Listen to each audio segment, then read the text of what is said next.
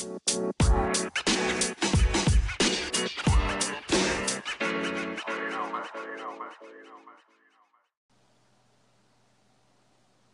everyone, and welcome back to 20 Minute Marketing. I hope you're all having a great day today. I'm excited to get started. It's a special episode because we have a landmark in that we've reached 10 episodes, so we are now going into double figures. Thanks to everyone who's listened, whether that's to maybe 5 minutes of the first one or to all 10 so far maybe. I really appreciate it and the feedback that I've been getting. Just to get started and introduce you to my guest today, I feel like we're slowly moving further west, and we can't get much further west than Vancouver. But today's guest is Bryce. I'm going to let him introduce himself to you guys and give you a bit of a background about who he is and his marketing background. Thank you. So my name is Bryce Lokken. I work as a digital strategist at an agency called GOAT. We are GOAT.co in Vancouver, British Columbia in Canada, which I believe was recently voted the friendliest city in the world. No big deal. And Nice also facts. it's a great flex. It's a very Canadian flex to say my city is super friendly. What's yours do?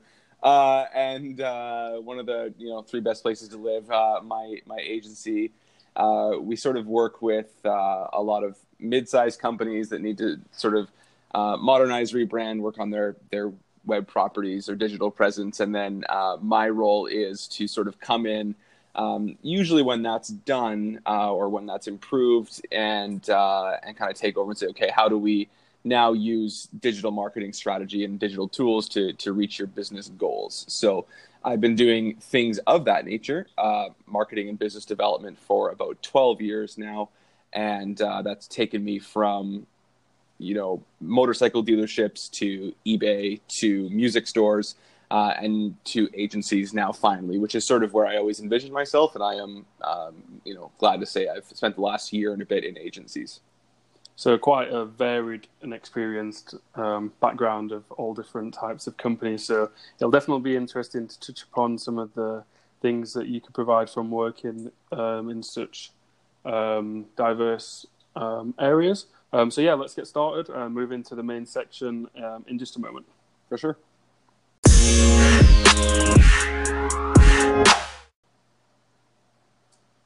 Okay, so time to get started and have a chat about marketing in 2019 and current trends and things that are happening. So I'm just really interested, Bryce, to hear about your experience in digital strategy and maybe some insights that you could provide working in-house and agency, and how people can really nail that digital strategy, whether that's short-term or long-term. Yeah, for sure. I think what I find super fascinating about digital strategy and anything we do in the digital marketing space is that it's always tied down to the same principles that we've known for a long time, whether that's about like human behavior or about marketing principles and messaging principles, strategy principles. So really, when there's a problem, we always set out the exact same way, which is sort of like, what is the business goal here? I think that each person in our agency and then each person in any different agency might have their own variations of these questions to get to the same root answer. But it's essentially, so I kind of asked 2 questions about goals: is what are your overarching business goals right now? So those aren't always as obvious as they might seem. So, for example, is your goal actually to expand your business further, or are you at the point where you're like, no, actually, we don't want more sales. We want to have higher quality leads coming in so that we can be happier with the clients that this business works with. Might be one goal for one type of business. We would like to switch from this type of customer to this type of customer. We would like to have a better image publicly so that we can hire people who are better. And then generally below that first main goal or couple of goals, I always kind of dig into sub goals then. That being, okay, so how can we then achieve each of these main goals that you've listed? What are some sort of little things that we can accomplish along the way to make that happen? And what I really like about doing it that way is that when you put that in front of people, whether that's your own team or yourself or your clients, it's like, okay, we are all agreeing that this is the thing that we are trying to accomplish. And you can always pull your You can always pull your performance indicators out of that. You can always pull sort of your milestones out of that. Because yeah, in the short term and in the long term is really scary, because when you do things like a rebrand for a client, those are things that's kind of really tough to see like an immediate, like, oh cool, like this changed everything. Like, it's slowly changing things in the background. It might take a while. It's going to be valuable. But if you've got the goal sitting there in front of them and like, hey, listen, remember, this is the thing that we wrote. This is what we're agreeing to. I find that really helps with, it doesn't really necessarily matter the short term or long term. This is what we agreed to. The nice thing about digital strategy, though, is that I tend to be the one who's touching on both the short-term and long-term stuff that happens, because while the design team is working diligently to do their research on design and trends in the market and the company, I can kind of be working on being like, hey, well, let's just get some YouTube pre-roll ads going. We've got some video assets that we really like. We've got some, colors, fonts, messaging. So I get to do some of the short-term stuff and the long-term stuff. And I think one thing that you said in terms of planning that strategy that was good is you can start really quite open. So you think of something like maybe increase sales and then move down the layers about how you're going to achieve it, rather than just say we want X amount of sales after 6 months or something. Like, there's nothing wrong with keeping it very vague and wide. Yeah, absolutely. And what's really cool about that is sometimes you can think about what ways are possible to do this. The constraints of budgets are real, and that's something I really like about what I do, is that there's always numbers to kind of back it up. You can always look at sort of projections for ad spend and say, okay, this is really cool. Like, your strategy internally, maybe what you thought was, hey, let's increase sales by pushing every unit more, to everywhere in the world. I think about motorcycle sales, for example. So, let's sell more motorcycles by getting our motorcycles in front of every eye of every person in the country. Whereas when you start to kind of take a look strategically, you're like, well, actually, this one particular thing is what you need to sell more of for reason X, Y, Z. And these are the people who are actually going to buy it. So why don't we just really hone in on this one sub goal of let's move 36 more of these in each of these major cities. And it just makes it really, really a lot tighter, a lot more defined, and then everybody's expectations are sort of the same with what the outcome is. And then, as a strategist or as an agency, or as at that time when I was an in-house marketing person,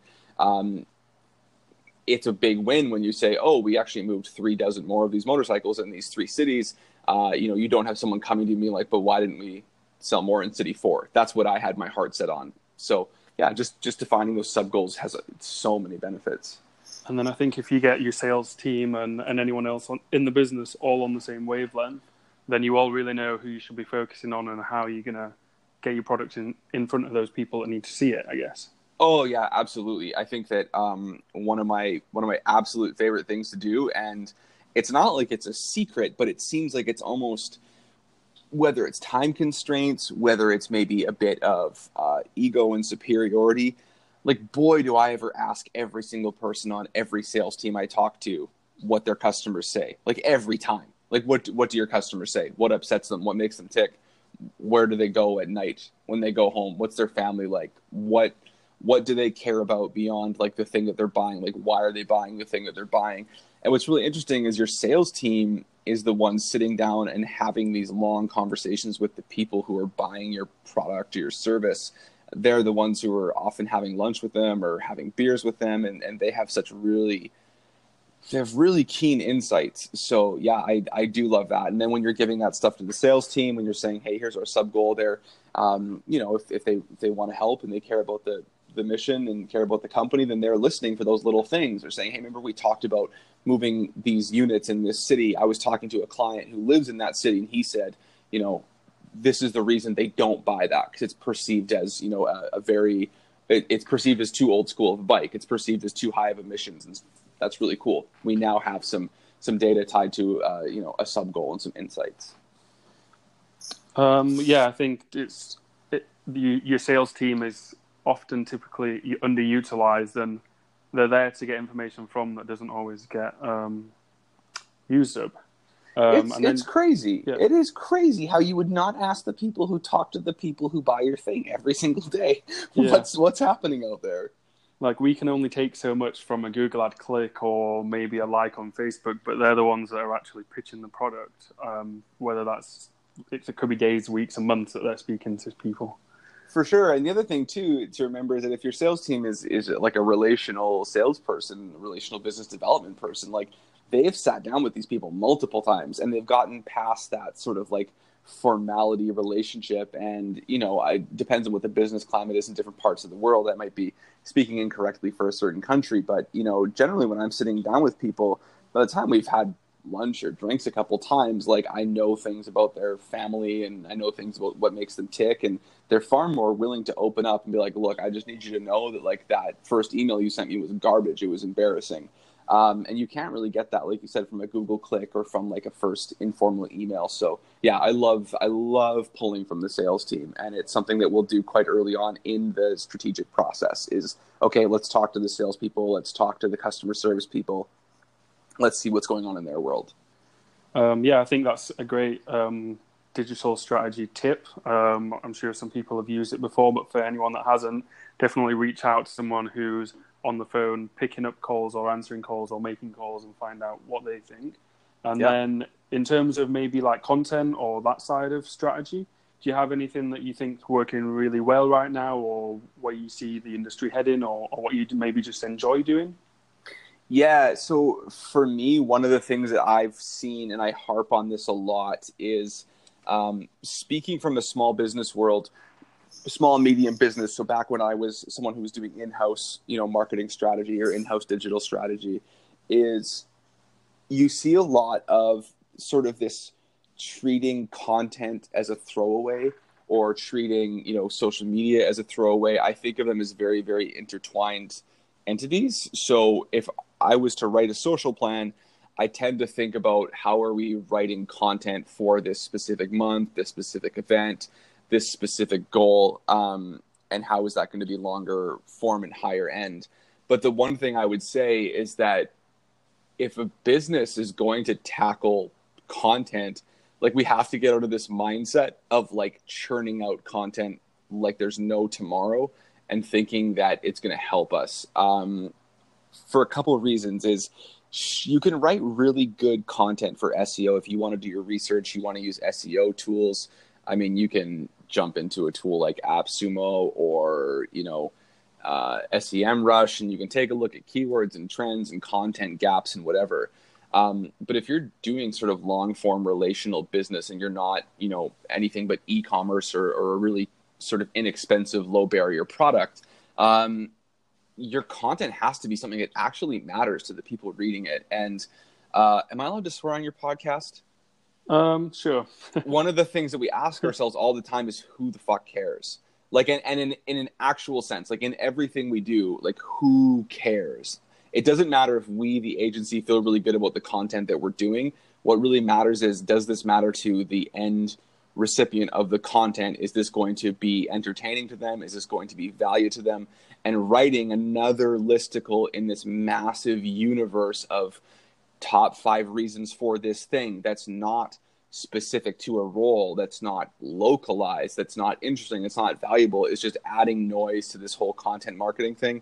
And everybody else can keep doing it if they want, but we're going to focus on that high quality content, like that, whatever you want to call it, at anchor content, and then work on pulling tidbits out from that. Gary Vaynerchuk's content strategy is amazing in that sense if you haven't seen it. But Gary V, love him or hate him, does a really good job of getting sort of one block of content and then splitting it into these many chunks that he can use on different platforms for different reasons. So we think about that, and then we think about high quality.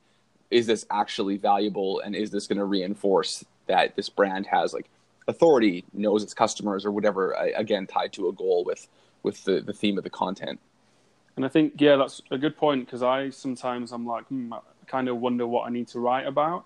So I look on something like BuzzSumo, and I'm looking down these articles that might have done really well, like how-to guides and stuff like that. And I'm like, they've all just been done to death. Like you can find 50 or 100 of them on Google or Bing or whatever. And it's trying to think of something that could arguably be the same type of content, just reshaped or packaged in a different way. Yeah, and I one of the things that I kind of like exploring in that sense, and one, thank you for re-clarifying it was BuzzSumo to anybody listening. It is very early in Vancouver. My apologies, everybody. It was not AppSumo. So thank you. But one of the things that we think about is, okay, if content is done to death, then is there a way that we can reshape it for a specific audience? Is there a way that we can reshape it for a specific industry, a specific job title within an industry?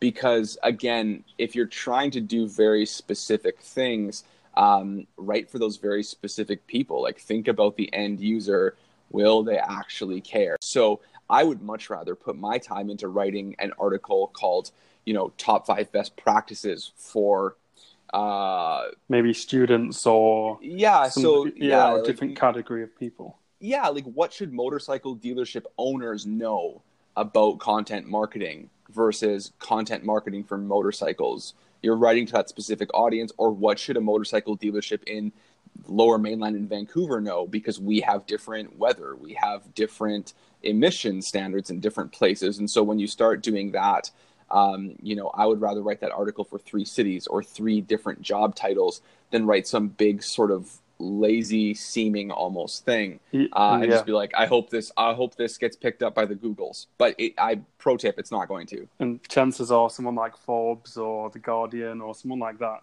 has already got it covered. And if they have, probably won't beat them. Yeah, for sure. And then, I mean, also, like I said, content, I like to think very, works very tightly with a social media strategy. So again, it comes back to this, okay, if I write this article, is it going on Facebook, once, and then once again the next week as a reminder, and then once again in 3 months as a kind of a common cadence? Um, you know, is anybody going to care? Like, sure, there might be some SEO benefit for having those keywords, a couple of little backlinks from different channels where it was shared a little bit, but WordStream and Unbounce are 2 companies that, oh my goodness, their content strategy is so absurdly good. Where I hate the amount of emails I get from WordStream. But every time I open one up, I'm like, oh, you guys did it again, didn't you? You got me. Now I'm going to read this all the time. And so I will not remove myself from their email list. I get annoyed every time I get an email. I open it up and I go, got me. You did it again. Congrats, team. And then I don't click unsubscribe. I read it, and then I re-enter their funnel every time, and I see their ad automation working from the front end. But that's how I like to think about content is when we're doing this stuff for our clients now at an agency level, when this is part of the strategy. Like, let's think about content that way. Like, do the word stream version of whatever else you're doing, and it's going to take research and multimedia. But if you're good, you can pull multiple little elements out of that as well at the end, and use them for different parts of your strategy too. So there's a lot of sort of tertiary benefits to doing content at a really, really high level. And I think we've kind of kept at like almost a basic level. I wouldn't say too basic, but we could definitely dive down even deeper into content in terms of platforms and strategy and timing and things like that. But the aim of this podcast is to sort of keep it short and sweet. So we are pretty much approaching that 15-minute mark. I was just wondering if you had any sort of final suggestions for people that might be not have a strategy and might be thinking, okay, where do I start? Yeah, it's this is kind of one of those tough things where it's become so second nature to me over 12 years. But the piece of advice that I always give people that seems to resonate kind of comes back to the start, and I can flesh it out a little bit, which is always work backwards. Everybody has a slightly different way of doing this, and depending on the campaign, you might be flipping a few of these little elements around. But again, it comes from kind of, so what is, the overarching goal of the strategy? What are sort of the little sub goals, the SMART, goals, SMART goals that we need to do to get there? If you want to use that framework, very easy to look up. And then usually within a strategy, then you have a bunch of different sort of actionable items or campaigns. So by breaking it down, just like you would break down any major achievement in your life, like you want to start a business. Okay, there are a lot of little goalposts to hit. So when you break your strategy down, working backwards from goals, to, okay, now we know what the goal is. Who do we want to target, and that specific group? Now we've broken our audience into whatever number of different groups. How many different messages do we need? What does the creative look like? Now we can take a look at our back end research and say, okay, what platforms are they on, or what do they care about, or what are those people searching for, if we're able to get that data. So it really is just a matter of not getting overwhelmed and working backwards. I think that a lot of people, people sometimes ask me what my job is, and I'm kind of like, a digital strategist is sort of the closest thing to maybe Don Draper that exists without the cool suits and sales pitches. But really, my job is to kind of come up with those big picture ideas and then find ways to execute on them. And it's really, really, really overwhelming at first, because we all always say like, oh, I don't want to be like the junior guy who's helping to execute. Like, I don't want to be responsible for this little tiny bit of the campaign. If I took the bull by the horns, blah, blah, blah, whatever, young Bryce said in his early 20s through late 20s. But when you do break it down into little chunks, whether you're a business owner who doesn't know anything about marketing, but you at least know your audience well enough to say, well, who do I sell to? What do they care about? What is my goal? And kind of just breaking that down and working backwards. Whether you are somebody who's super, super experienced and can do literally every part of a campaign, I can't. There are definitely certain things that I recognize aren't my strengths. I will offload those to very qualified people, partners that we work with, because it's just in the best interest of the client. Whether you can do them all or whether you can do very, very few, at least you can see, okay, here's what I can do as, Mrs. Business Owner. Here's where I'm going to need help. This one might not be feasible right now. Let's kind of table that. So yeah, I would say that in digital strategy, take a big, big, big look, and then just break it down into those manageable chunks where you say, okay, big strategy. Part of that is my content strategy. Part of that is writing blogs about this topic. And the first step to getting there is, let's sit down and write a blog about this specific topic. And let's just do a really good job. And then we'll call a photographer to come in. And you've now got part 1 of 100 of the strategy, but it's moving forward and it's all aligned to a common end goal. Of course, yeah. And doing that first thing and starting is sometimes the hardest part. But once you do start, you tend to find that the ball starts rolling pretty quickly. Yeah, absolutely. So at my agency, my boss has been a great mentor in the sense of saying, like, you're smart, you know what you're doing, just start. Like, don't overthink. Just get going.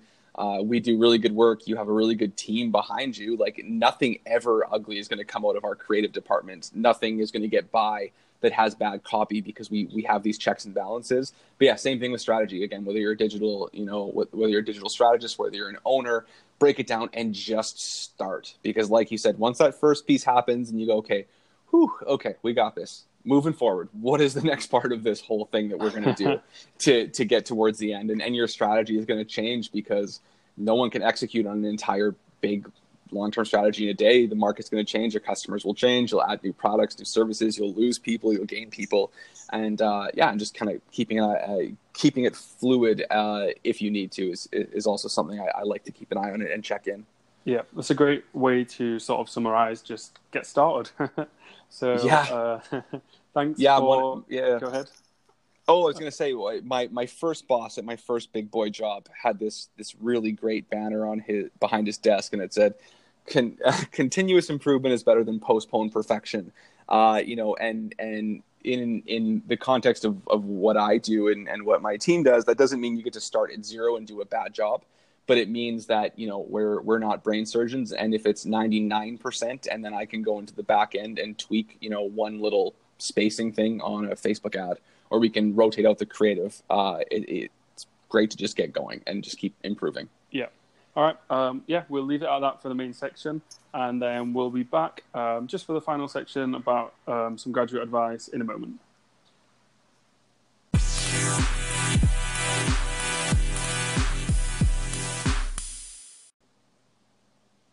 Okay, everyone, just to finish off on today's podcast, this will be a really unique podcast episode for the graduate advice. I'll let Bryce tell you sort of his background and his story just in a moment. But yeah, if you could just share with us, Bryce, sort of your experience in education, and then how that's led you to sort of where you are, and the advice that you could maybe give now to graduates that are below you or looking for a first-time job. Yeah, absolutely. So my education background is that I dropped out of college two times, not just one, two times about 5 years apart. So Mm-hmm. the first time I dropped out of all things music pastor school, which is a very easy thing to pass. I did not do a great job at music pastor school. I was really young. I was 18 and I wasn't ready for school. If I'm being quite honest, I've never been a great student. And then when I was 24, I had already been in marketing for 4 years. I started to really feel my prospects kind of closing around me, and kind of went, oof, like, am I sort of where I'm going to be forever if I don't go back to school? And so I kind of took a stab at going back to school, actually here in Vancouver. And I made it a year between, again, realizing I'm not a good student. I'm not cut out for that. I was actually working in marketing 75% full time at the time, already doing what I was. So I'd be, So quite stressful. yeah, so I'd be sitting there running like this. I was at the time doing a lot of social media and content. So I'd be like running the social media for an international company like across the border in the States that did tens of millions of dollars a year in business, while the marketing professor was like, here's the 4 Ps, let's talk about that. And I was like, I can't arbitrarily sit here for 4 more years. I'd rather just work. Yeah. So yeah, my advice to graduates is, one, really take a super hard look at the skills that you're being taught. Like, the theory is great. The degree is super great. I'll never talk down about people getting degrees. I'll never be that guy that's like, what a waste. Just for me, economically, being a very lone wolf, living in the city that I do, which is one of the most expensive in the world, not wanting to relocate for school, just for different reasons, it wasn't for me. But regardless, I think for everybody, whether you are, going to school, whatever degree you're getting, think about what it is you actually want to do and ask those people, like, what skills do you actually use in your job? Because I can tell you that the marketing program that I was in, they weren't going to teach me how to use, Adobe Premiere Pro. And every time I need to make an ad for YouTube pre-roll, like, I have to jump in and rejig existing assets for clients' ads. I have interviewed a lot of recent graduates for internships or maybe like roles at companies where I was doing the hiring. And the common thread just seems to have been, well, we learned all the theory, but not the practical applications. And some schools are now doing a much better job of, you're going to leave here as a Google certified, you're going to leave here with Google certifications. That's great. But when you're in school, really look at what skills you're actually going to need.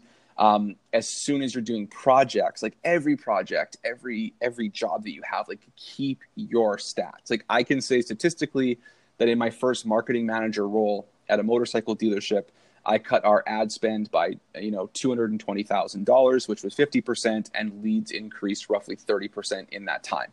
And when you say that to somebody, that's a lot more powerful than like, I did marketing at this job. So yeah, Of course, yeah. That's keep your stats, like, write them in a notebook, email them to yourself, because you're going to forget 8 years later what some of those stats were that were really impressive. And then network all the time, like, talk to people, have awkward conversations. I will say to people all the time, and I'm a grown-ish man, like, I'm 31 years old. I'll say to people like, hey, I really admire the work you do. Could we just go for coffee and kind of pick your brain? I have nothing to sell you, but I would love to know how you did this. And 80% of the time, maybe it's being Canadian, I don't know, people are very receptive.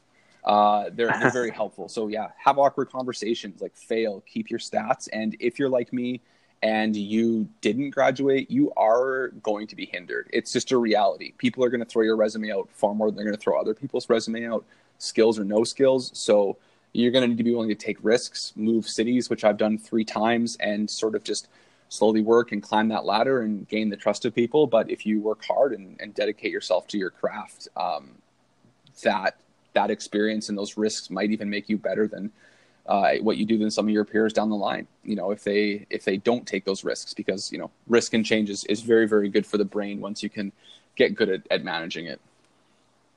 Yeah, I think that's a great way to finish off, in a sense that it doesn't matter if you go to the best university in the world, like Harvard or anywhere like that. If you put the work in someone will notice it. Yeah, absolutely. Put the work in. Be a nice person as much as you can, and be willing to have awkward conversations with people, because I can tie where I am in life right now to about 3 different awkward conversations out of 100, and they were well worth the jitters. So, all right. Well, we're going to summarize and finish off right there. So thanks for being an awesome guest, Bryce.